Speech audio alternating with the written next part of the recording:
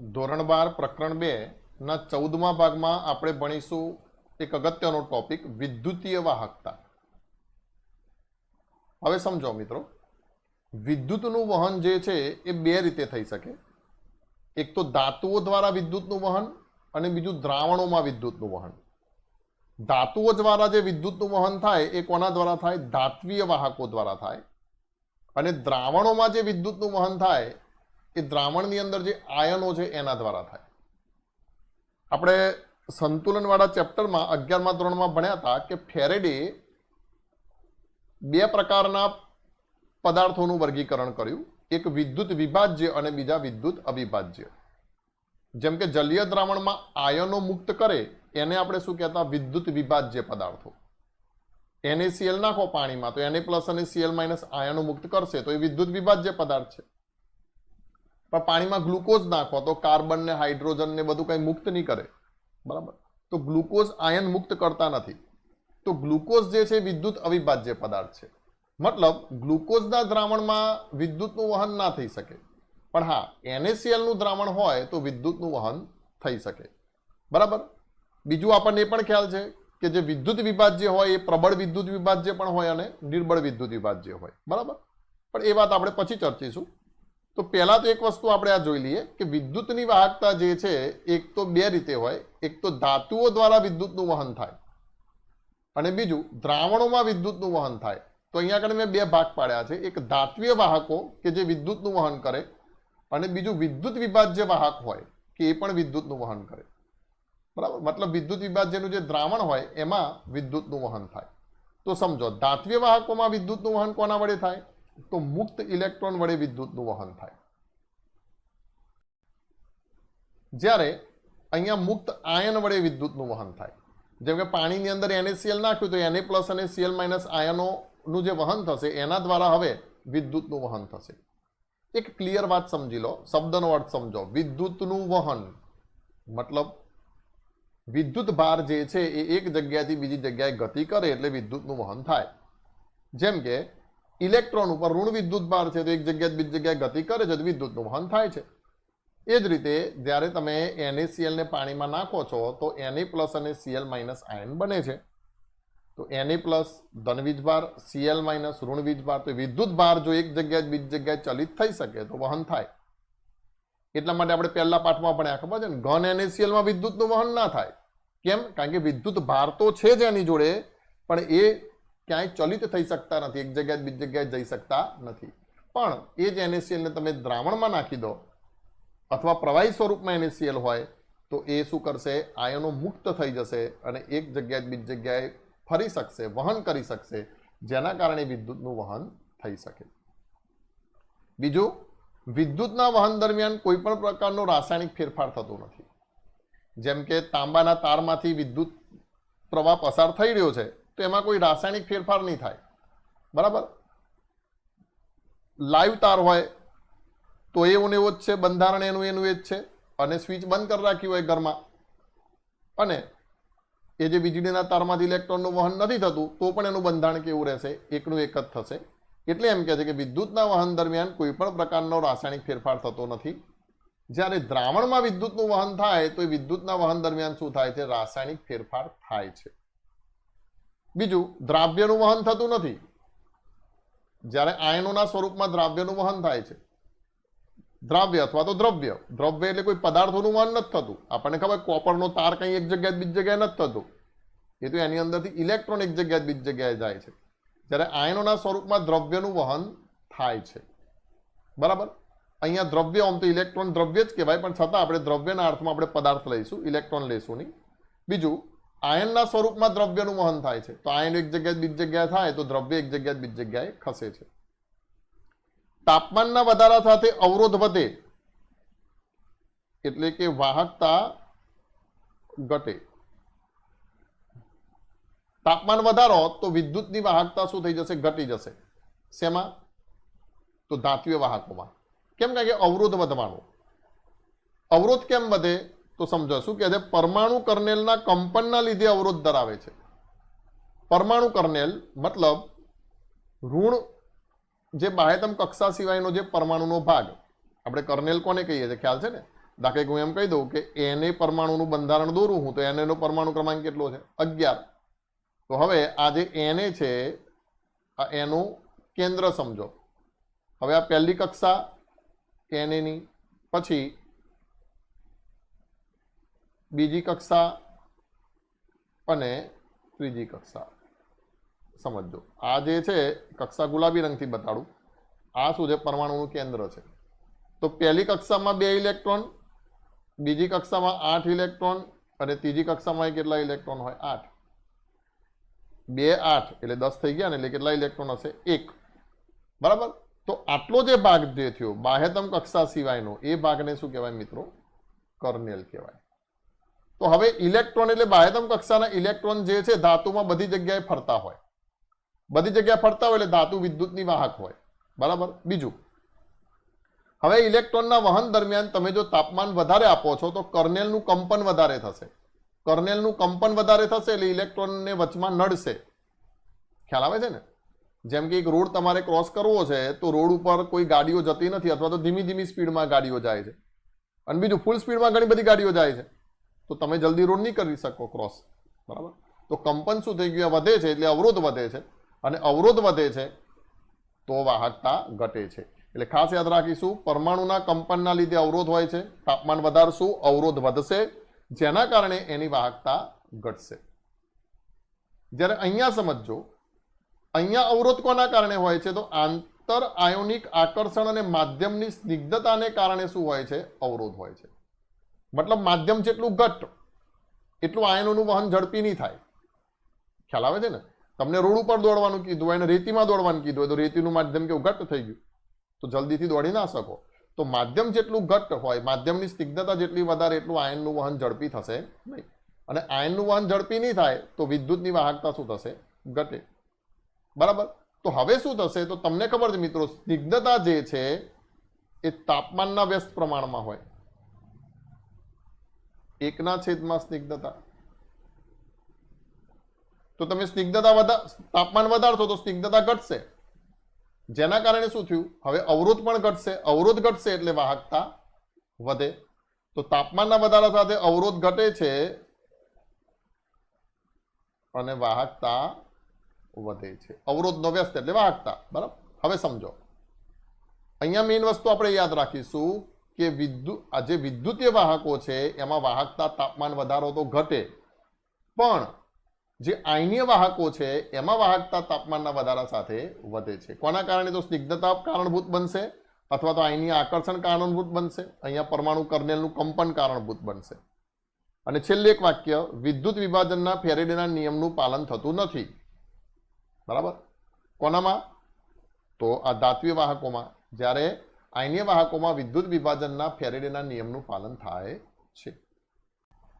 હવે આપણે વિદ્યુતીય વાહકતાને લગતા કેટલાક અગત્યના પદો જોઈશું. એમાં પહેલો શબ્દ છે અવરોધ. અવરોધ વિશે હમણાં જ આપણે ચર્ચા કરી. તો આ જે અવરોધ આર જે છે મિત્રો,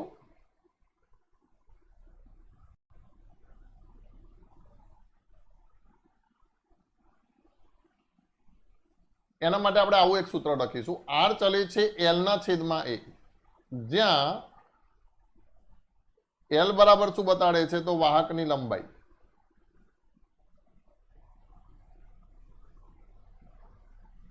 અને A બરાબર શું બતાડે છે? તો વાહકના આડછેદનું ક્ષેત્રફળ.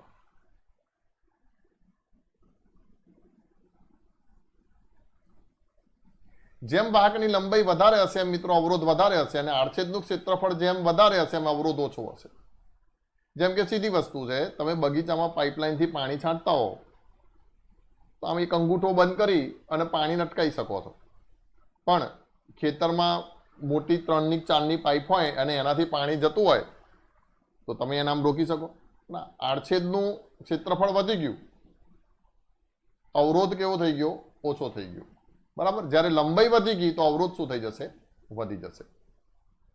હવે સમચલન દૂર કરવા માટે હું અહીંયા અચળાંક મૂકીશ.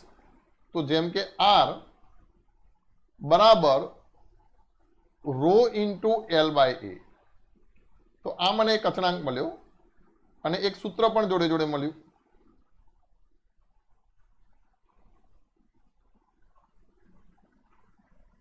તો અહીંયા રો શું છે? તો આ રોને કહેવાય વિશિષ્ટ અવરોધ.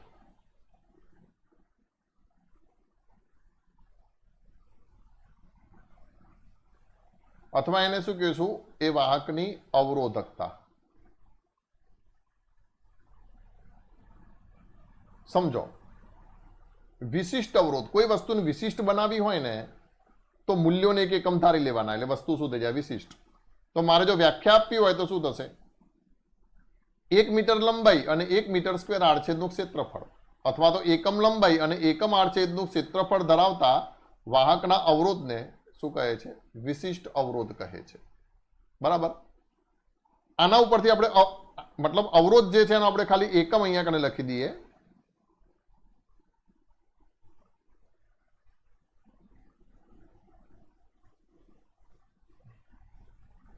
તો આપણને ખ્યાલ છે અવરોધનો એકમ શું છે મિત્રો? ઓહમ. જેને આપણે કોના વડે દર્શાવીએ છીએ? આ રીતે દર્શાવીએ છીએ, ઓમેગા વડે. બરાબર. તો આ અવરોધની માહિતી. હવે અહીંથી આપણને બીજું પદ મળશે. જુઓ,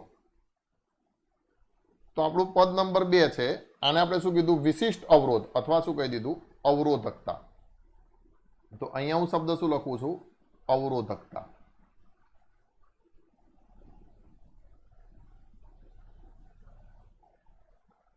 અવરોધકતાને મેં શું કહી દીધું? રો. હવે એની વ્યાખ્યા આપવી હોય મારે તો શું આપી શકાય? તો એકમ લંબાઈ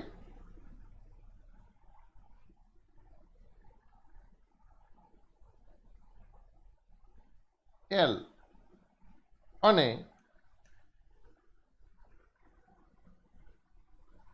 એકમ આડછેદનું ક્ષેત્રફળ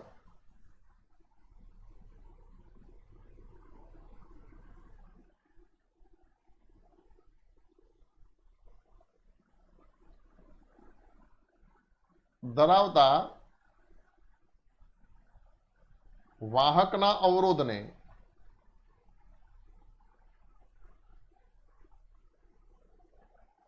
તેની અવરોધકતા, અથવા તો બીજો શબ્દ શું છે? વિશિષ્ટ અવરોધ કહે છે. હવે આના ઉપરથી આપણે શું કરી દઈશું? જેમ કે આને હું આપી દઉં છું સમીકરણ નંબર 1. તો આવું કહેવાય. સમીકરણ 1 પરથી મારે આનો એકમ લખવો હોય, કોનો? અવરોધકતાનો. તો રો બરાબર શું થઈ ગયું? તો RA ઇન્ટુ L.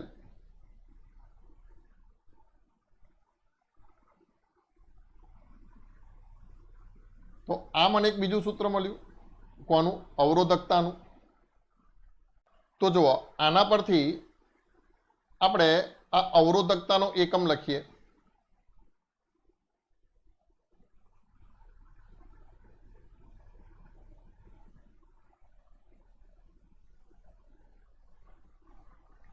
તો સમજો, આ શું છે? ઓમ છે ઇન્ટુ આ ક્ષેત્રફળ એટલે લંબાઈ ગુણ્યા લંબાઈ એટલે મીટર સ્ક્વેર થઈ ગયું, અને લંબાઈનો એકમ કયો થઈ ગયો? મીટર થઈ ગયો. એટલે આ મીટર મીટર આપણે કેન્સલ કરીશું, એટલે એકમ શું થઈ જશે? ઓમ ઇન્ટુ મીટર. બીજું, જનરલી આપણે ઓમ ઇન્ટુ સેન્ટીમીટર એકમની જરૂર પડશે કેમેસ્ટ્રીમાં, એટલે એક સંબંધ આપણે લઈ લઈએ. 1 ઓમ ઇન્ટુ મીટર બરાબર કેટલા થઈ જશે? તો 1 મીટરના સેન્ટીમીટર કેટલા થયા? 100 થયા. તો 100 ઓમ ઇન્ટુ સેન્ટીમીટર થઈ જશે. બરાબર. તો એક આ પદ આપણે ખાસ ધ્યાનમાં રાખીશું. 1 ઓમ ઇન્ટુ મીટર બરાબર કેટલા? 100 ઓમ ઇન્ટુ સેન્ટીમીટર. તો 2 શબ્દો થયા. એક શબ્દ થયો અવરોધ અને બીજો શબ્દ શું છે? અવરોધકતા. હવે બીજો એક શબ્દ આપણે અહીંયા કને લઈશું.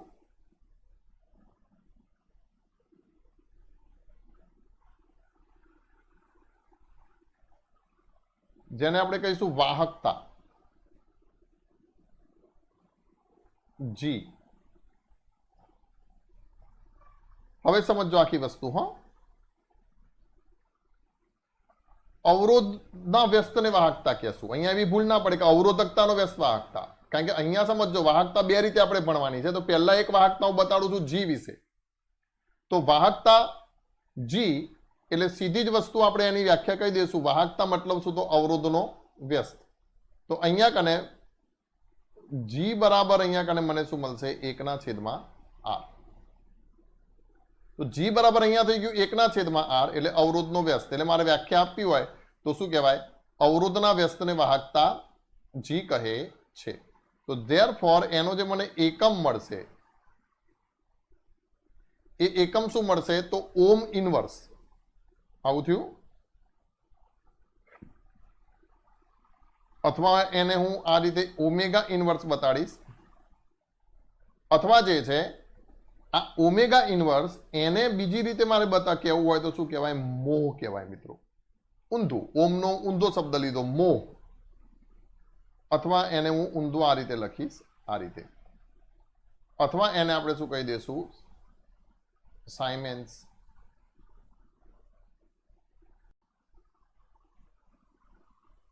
બરાબર. સાયમેન્સ અથવા સિમેન્સ. એસ પણ એનો ઉચ્ચાર થશે. તો એ જે એકમ થયો, આ જે એકમ કોના થયા? વાહકતાના થયા. હવે બીજો એક શબ્દ આપણે લઈએ છીએ વિશિષ્ટ વાહકતા.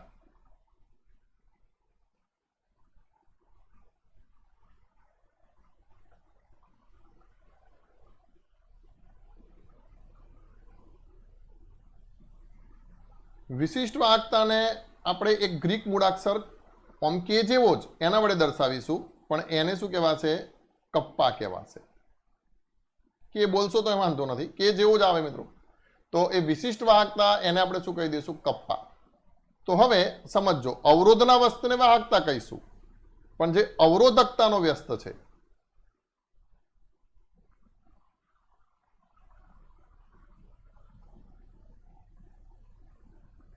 અવરોધકતાના વ્યસ્તને વિશિષ્ટ વાહકતા કહે છે.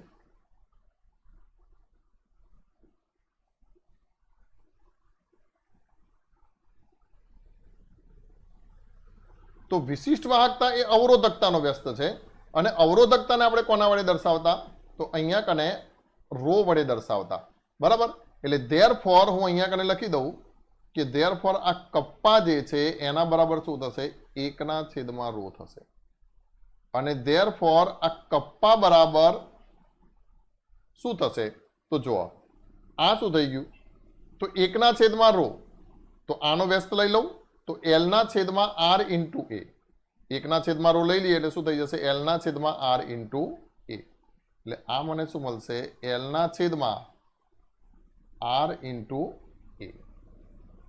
તો આ મને કપ્પા જે છે એનું એક સૂત્ર મળશે.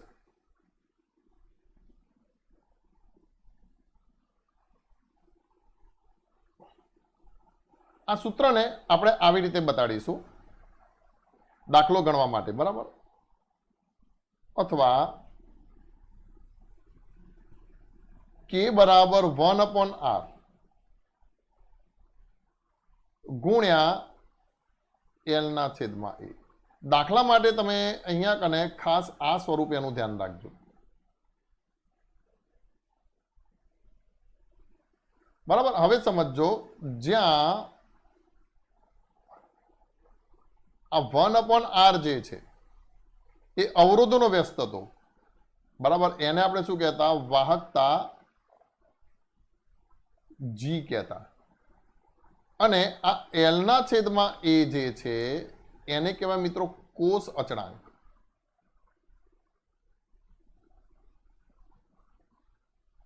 એ કોષ અચળાંકને આપણે બતાડીશું G સ્ટાર વડે દર્શાવીશું. એટલે ધેરફોર તમારે લખવું હોય તો આ K બરાબર G ઇન્ટુ G સ્ટાર. આ રીતે પણ તમે સૂત્ર લખી શકો છો. બરાબર. હવે સમજો, આ વસ્તુ ફિઝિક્સ માટે. કેમેસ્ટ્રીની અંદર IUPAC એવું નક્કી કર્યું છે કે આપણે જે કપ્પા જે વિશિષ્ટ વાહકતા છે એને જ આપણે શું ગણીશું? વાહકતા ગણીશું. એટલે આપણે NCERTની બુકમાં વાહકતા શબ્દ લખ્યો હશે, ક્યાંય વિશિષ્ટ વાહકતા એવો શબ્દ નહીં લખ્યો હોય, અને વાહકતાને કે લઈ લીધું હશે. એટલે તમે બુક વાંચો એટલે તમને એમ થાય કે અહીંયા કને આ જી શું છે ને કે શું છે. તો સમજો, વાસ્તવમાં વિશિષ્ટ વાહકતા છે, આ વાહકતા છે, પણ આ વિશિષ્ટ વાહકતાને જ હવે આપણે શું દાખલો ગણીશું ત્યારે રકમમાં શું કહીશું? વાહકતા કહીશું. બરાબર. તો અહીંયા એક નોંધ હું લખી દઉં છું.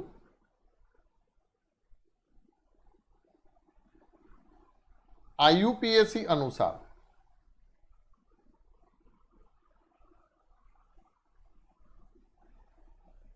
આ જે વિશિષ્ટ વાહકતા છે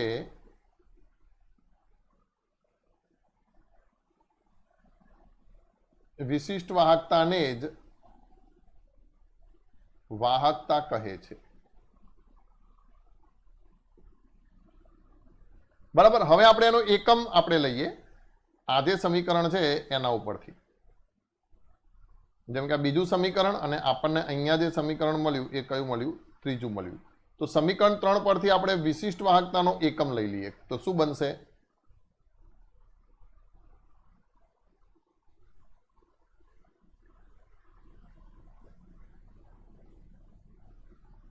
સમજો, એનસીઈઆરટી બુકમાં વાહકતા શબ્દ વાપરેલો હશે પણ લખું છું વિશિષ્ટ વાહકતાનો એકમ.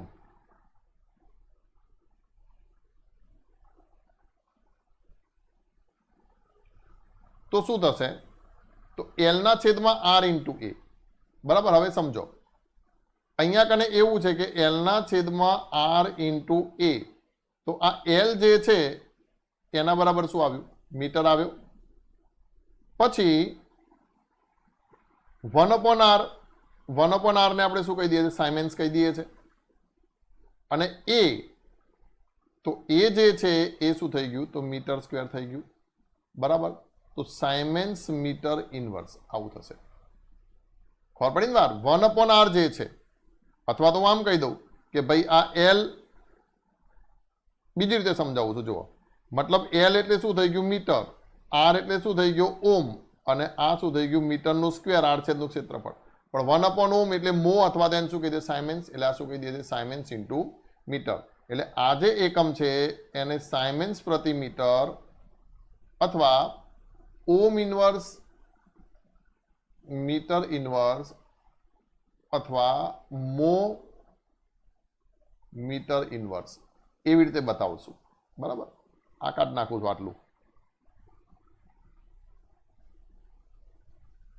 અને અહીંયા તમે ખાસ ધ્યાન રાખશો,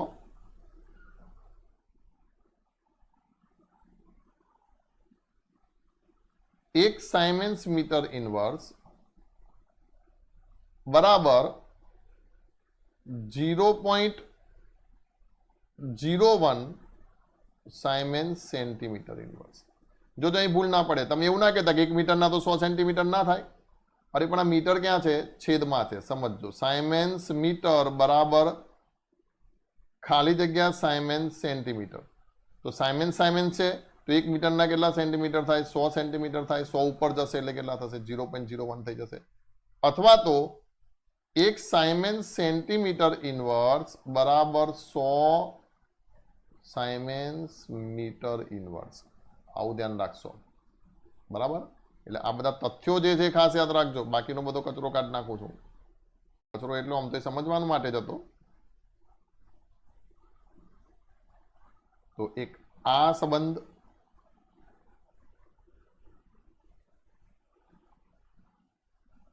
અથવા તો આ જે સંબંધ છે એ તમે ખાસ ધ્યાનમાં રાખશો. તો કેટલા પદો થયા? એક અવરોધ, અવરોધકતા, વાહકતા અને વિશિષ્ટ વાહકતા, જેના માટે આ સૂત્ર તમારે ખાસ ધ્યાનમાં રાખવાનું છે. 4 પદો થયા. હવે આ 5મા પદથી મેં બધું લખીને રાખ્યું છે કે જેમાં થોડીક વ્યાખ્યાઓ છે એટલે આપણો થોડોક ટાઈમ ના બગડે. તો જુઓ, એક શબ્દ છે મોલર વાહકતા. ઉપર જે હતું એ કઈ શબ્દ હતું? વિશિષ્ટ વાહકતા. હવે મોલર વાહકતા, હવે શબ્દ સમજો. મોલર વાહકતા મતલબ અહીંયા વાહકતા કોના આધારે છે? આયનોના આધારે છે જલીય દ્રાવણમાં. તો આપણે મોલારિટી ના આધારે શું ગણીશું? વાહકતા ગણીશું. તો એની વ્યાખ્યા શું થશે? 1 મોલ વિદ્યુત વિભાજ્ય ધરાવતા V કદના દ્રાવણમાં રહેલા આયનોની વિદ્યુત વહન કરવાની ક્ષમતાને, બરાબર, મોલ પ્રતિ લીટર આવી ગયું. વિદ્યુત વહન કરવાની ક્ષમતાને મોલર વાહકતા લેમ્ડા એમ કહે છે. લેમ્ડા એમ બરાબર K ઇન્ટુ V. મતલબ વિશિષ્ટ વાહકતા જે છે એને આપણે કોના વડે ગુણી નાખીએ? V કદ વડે ગુણી નાખીએ એટલે એ શું થઈ જશે? મોલર વાહકતા થઈ જશે. અને પછી મેં સીધું અહીંયા લખ્યું છે કે જો દ્રાવણની સાંદ્રતા મોલ પ્રતિ લીટર હોય, આપણે મોલર વાહકતા શું લેશું? મોલ પ્રતિ લીટર. તો तो लेमड़ा एम बराबर शू मुकाय 1000 गुण्या के ना छेदमां एम मुकाय। हवे समझो मोलारिटी एम बराबर शू कहीए छे आपणे तो मोलना छेदमां वी कहीए छे। पण जो मारे वी एमएल में लेवा होय तो अहींया मारे मोल नी जोड़े केटला गुणी नाखवा पड़े 1000 गुण नाखवा पड़े। जो आ वी लीटर में छे पण एमएल में लेवा होय तो 1000 वडे गुणी नाखवा पड़े। हवे बीजुं 1 मोल द्रावण छे એટલે મોલ પણ કેટલા લઈ લઉં 1 લઈ લઉં તો 1 ગુણ્યા 1000 તો ધેરફોર v મોલ નહીં પણ ml હો। જો આ v ml માં લઈ લઉં છું તો મને શું મળે છે તો 1000 ના છેદમાં શું મળે છે મોલારિટી મળે છે। આ કિંમત હું અહીંયા v ની જગ્યાએ મૂકી દઉં તો 1000 ના છેદમાં મોલારિટી થઈ ગઈ। ક્લિયર વાત थी એટલે આ સૂત્ર આપણે આ રીતે યાદ રાખશું બરાબર। એનસીઈઆરટી ની બુકમાં આટલે સુધી જ હશે પણ તમે આટલું યાદ રાખશો તો ઝડપથી દાખલા ગણી શકશો। तो लेमड़ा एम बराबर 1000 गुण्या कप्पा के बोली जाओ चलाई लेजो तमे के लखशो तो कशो फरक नहीं पड़े। तो के अने छेदमां शुं कहेशुं मोलारिटी। एकम शुं तो सीमेंस सेंटीमीटर स्क्वेर प्रति मोल जाणो। हवे आ कप्पानो एकम शुं हतो तो कप्पानो एकम हतो सीमेंस सेंटीमीटर इनवर्स एवुं थयुं बराबर। हवे समझो जो फरती एक वखत बताई दो कप्पानो एकम तो विशिष्ट वाहकता जे छे कप्पा एनो जे एकम छे सीमेंस मीटर इनवर्स अथवा तो सीमेंस सेंटीमीटर इनवर्स। तो अहींया मैं लख्यो सीमेंस सेंटीमीटर इनवर्स बराबर। आई गयुं आपणुं वाहकता 1000 गुण्या मोलारिटी तो छेदमां मोलारिटी मूकी दઉં છું तो मोल प्रति लीटर। हवे लीटर एटले शुं थई जाय सेंटीमीटर क्यूब थाय तो छेदनो छेद अंशमां जशे तो सीमेंस बराबर। पछी अहींया सेंटीमीटर इनवर्स एटले छेदमां लखुं छुं बराबर। पछी आ मोल छे अने छेदनो छेद अंशमां जतो रह्यो एटले गुण्या शुं करी नाखुं सेंटीमीटरनो क्यूब करी नाखुं तो आ सेंटीमीटर स्क्वेर अने एक वखत आ जतुं रहेशे એટલે બાકી શું બચ્યું सीमेंस सेंटीमीटर स्क्वेर प्रति मोल बराबर। मारे मीटर में फेरवो होय तो 1 सेंटीमीटर स्क्वेर बराबर केटला मीटर स्क्वेर थाय तो 10⁻⁴ मीटर स्क्वेर थाय मित्रों। कारण के 1 सेंटीमीटर ना मीटर केटला 10⁻²। मीटर ना सेंटीमीटर 100 तो सेंटीमीटर ना मीटर केटला 10⁻² तो स्क्वेर एटले 10⁻⁴ એટલે बराबर શું કરી દઈશ 10⁻⁴ siemens metre square mole inverse. पर जनरली आपणे जे लेशुं ए आ संदर्भमां लईशुं एकम बराबर। छतां मैं तमने कीधुं के जो एकम आवा एकम में एमसीक्यू में जवाब पूछे तो -4 वडे शुं करी नाखवाना 10⁻⁴ वडे गुणी नाखवाना। तो आ एक पद थयुं मोलर वाहकता। ए ज रीते तुल्य वाहकता तो जेम मोलर दळ उपरथी मोलर वाहकता अरे सॉरी मोलारिटी उपरथी मोलर वाहकता एम तुल्य भार आव्युं एटले मतलब नॉर्मालिटी उपरथी तुल्य वाहकता। तो 1 मोलनी जग्याए शब्द शुं मूकी देशुं 1 ग्राम तुल्यांक विद्युत विभाज्य धरावता वी कदना द्रावणमां रहेला आयनोनी विद्युत वहन करवानी क्षमताने तुल्य वाहकता लेमड़ा इक्यू कहे छे। तो लेमड़ा इक्यू बराबर 1000 गुण्या के उपरनानी जेम ज पण अहींया मोलारिटीनी जग्याए शुं मूकी दઉં नॉर्मालिटी मूकी दઉં। 1 सीमेंस सेंटीमीटर स्क्वेर तुल्य दळ इनवर्स बराबर शू थशे तो 10⁻⁴ सीमेंस मीटर स्क्वेर तुल्य दळ एटले इक्विवेलेंट इनवर्स। हवे आठमो शब्द छे सीमित मोलर वाहकता जेने आपणे लेमड़ा डिग्री एम वडे दर्शावीशुं। जो एनी व्याख्या द्रावणनुं अनंत मंदन करवामां आवे। अनंत मंदन मतलब द्रावणमां द्रावक उमेरी दीधुं छेक अनंत सुधी मंद कर्युं जेटलुं मंद थाय एटलुं कर्युं मतलब सांद्रता नियरली इक्वल टू केटली करी 0 त्यारे तेनी मोलर वाहकताने सीमित मोलर वाहकता कहे छे अथवा तो एने घणी वखत मित्रों अनंत मंदने मोलर वाहकता एवुं पण कहेवाशे। अनंत मंदने मोलर वाहकता बराबर। सीमित मोलर वाहकता पण शब्द वापरशे अथवा अनंत मंदने कारण के मंद कर नाख्युं द्रावणनी सांद्रता 0 नी नजीक लई गया तो एने कहेशुं सीमित मोलर वाहकता। 9मुं 10मुं सूत्र स्वरूपे आपणे याद राखीशुं वियोजन अंश मतलब जे विद्युत विभाज्य नाखेलुं हशे एनुं केटला प्रमाणमां वियोजन थशे ए वियोजन अंश आल्फा बराबर लेमड़ा एम ना छेदमां लेमड़ा डिग्री एम। મતલબ મોલર વાહકતા છેદમાં સીમિત મોલર વાહકતા અને વિયોજન અચળાંક જેનું સૂત્ર આપણે જાણીએ છીએ, બીજા પાઠમાં પણ આપણે જોયું હતું, સંતુલનથી ભણતા આવીએ છીએ કે આલ્ફા બરાબર આલ્ફા સ્ક્વેર સી છેદમાં 1 માઇનસ આલ્ફા, જ્યાં સી શું બતાડે છે તો સાંદ્રતા બતાડે છે. થઈ વાત ક્લિયર? તો આટલા 10 પદો જે છે એ આજે મસ્ત રીતે નોંધી અને ફટાફટ આ સૂત્રો જે મેં બતાવ્યા છે એને તૈયાર કરી નાખો. તો કાલના લેક્ચરમાં આપણે શું કરશું, આ સૂત્રો આધારિત દાખલા ગણીશું.